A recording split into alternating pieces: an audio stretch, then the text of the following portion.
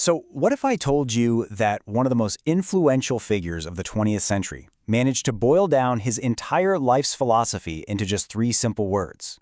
Today, we're going to unpack a single powerful idea from Mahatma Gandhi that kind of flips our whole understanding of activism, spirituality, and even the divine on its head.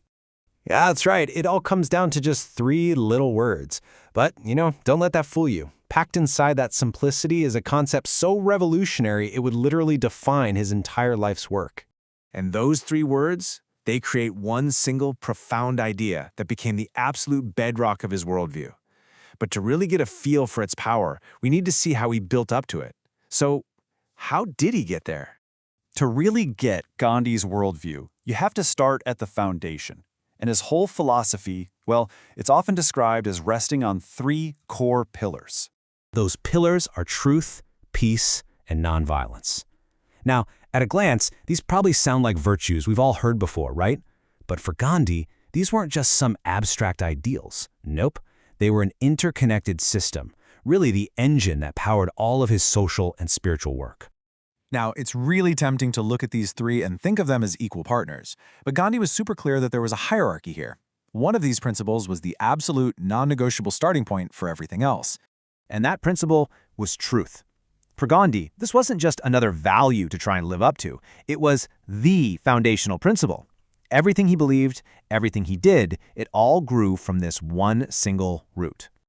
Okay, so here's the crucial part. Gandhi takes truth and elevates it beyond just being a moral good.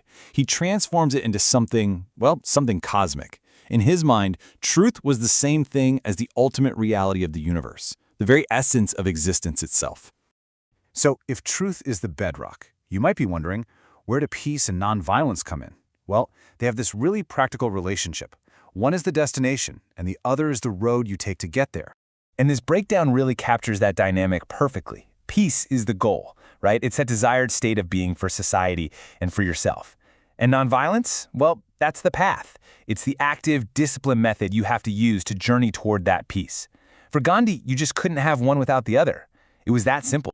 All right, let's put all the pieces together. When you take the absolute importance of truth and you combine it with that journey towards peace through nonviolence, you land on Gandhi's most radical and honestly most memorable statement.